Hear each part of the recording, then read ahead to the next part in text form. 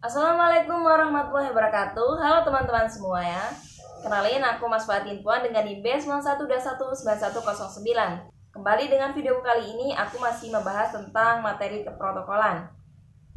Pada pembahasan kali ini aku akan membahas dengan materi sebagai berikut, yaitu tentang tugas dan fungsi dari protokol, kemudian sumber-sumber protokol, kemudian regulasi dan konstitusi nomor 8/tahun 1987 tentang protokol. Oke, baik, yuk langsung simak saja materi yang akan aku bawakan berikut ini. Sebelumnya teman-teman masih ingat gak sih dengan pengertian dari protokol sendiri yang pernah aku jelasin di video sebelumnya? Oke, baiknya kita ulas aja mungkin ya. Protokol yaitu berarti kebiasaan-kebiasaan dan peraturan yang mengatur peraturan yang berkaitan dengan formalitas tata urutan dan etiket problematik. Orang yang menjadi protokol ini biasanya disebut dengan protokoler. Nah, kemudian apa sih tugas dari seorang protokoler ini? Yang pertama yaitu melaksanakan penyusunan bahan kebijakan umum keprotokolan. Kemudian yang kedua yaitu melaksanakan koordinasi dan fasilitasi keprotokolan. Kemudian yang ketiga yaitu melaksanakan upacara, acara pelantikan, rapat, dan acara lainnya. Kemudian yang selanjutnya yaitu melaksanakan penerimaan kunjungan tamu negara, pejabat negara, tamu asing, serta tamu lainnya. Kemudian selanjutnya yaitu melaksanakan acara jamuan resmi bagi pimpinan. Dan selanjutnya yaitu melaksanakan penyusunan bahan telaah staf sebagai bahan pertimbangan pengambilan kebijakan. Selain itu, seorang protokol ini juga bertugas sebagai pelaksana pelaporan dan evaluasi kegiatan subbagian protokol, kemudian melaksanakan koordinasi dengan unit kerja terkait, dan melaksanakan tugas lain sesuai dengan tugas pokok dan fungsinya.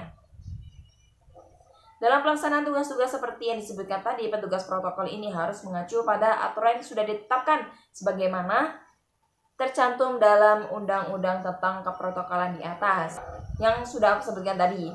Nah, lanjut ke poin yang kedua yaitu sumber-sumber protokol. Sumber-sumber protokol ini dari mana sih? Yang pertama yaitu persetujuan internasional yang meliputi Kongres Westphalia tahun 1648, kemudian Kongres Wina tahun 1915, kemudian Vienna Convention of Diplomatic Relations tahun 1961, kemudian Vienna Convention of Consular Relations tahun 1963, kemudian yang kedua yaitu peraturan perundang-undangan masing-masing negara, dan yang ketiga yaitu tradisi, adat istiadat dan kebiasaan setempat, yang keempat yaitu asas timbal balik, dan yang kelima yaitu kepribadian kepala negara. Nah, selain itu, protokol ini juga diatur regulasi dan konstitusinya dalam Undang-Undang Nomor 8 Tahun 1987 tentang protokol yang namun sudah dianggap tidak sah karena tidak sesuai zaman dan sudah diamandemen pada Undang-Undang Nomor 9 Tahun 2010 tentang keprotokolan yang berisi sebagai berikut. Pasal 1.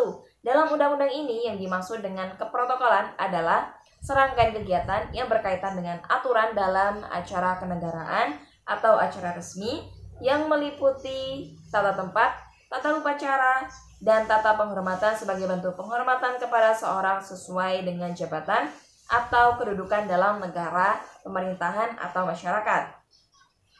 Kemudian ayat yang kedua yaitu acara kenegaraan adalah acara yang diatur dan dilaksanakan oleh panitia negara secara terpusat, dihadiri oleh presiden atau wakil presiden serta pejabat negara dan undangan lainnya. Kemudian yang ketiga menjelaskan tentang acara resmi.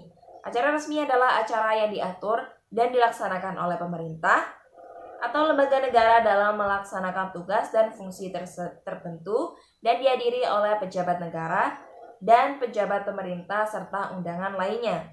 Kemudian yang keempat menjelaskan tentang tata tempat adalah peraturan tempat bagi pejabat negara, pejabat pemerintah, perwakilan negara asing, dan organisasi internasional serta tokoh masyarakat tertentu dalam acara kenegaraan atau acara resmi. Kemudian ayat yang kelima menjelaskan tentang tata upacara yang ada dalam protokol adalah aturan untuk melaksanakan upacara dalam acara kenegaraan atau acara resmi. Kemudian yang keenam yaitu tata penghormatan dalam protokol, yaitu aturan untuk melaksanakan pemberian hormat bagi pejabat negara, pejabat pemerintahan, perwakilan negara asing, dan organisasi internasional dan tokoh masyarakat tertentu dalam acara kenegaraan atau acara resmi. Kemudian ayat yang ketujuh menjelaskan tentang pejabat negara adalah pimpinan dan anggota lembaga negara sebagaimana dimaksud dalam Undang-Undang Negara Dasar, Undang-Undang Dasar Negara Republik Indonesia tahun 1945, dan pejabat negara yang secara tegas ditentukan dalam undang-undang.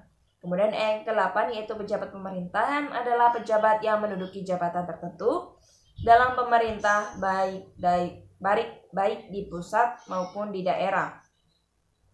Kemudian ayat yang ke-9 menjelaskan tentang tamu negara adalah pemimpin negara asing yang berkunjung secara kenegaraan, resmi, kerja, atau pribadi ke negara Indonesia.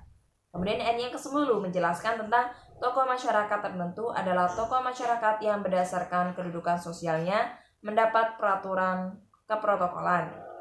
Kemudian ayat yang ke-11 yaitu Dewan Perwakilan Rakyat Daerah adalah lembaga perwakilan rakyat daerah sebagai unsur penyelenggara pemerintahan daerah.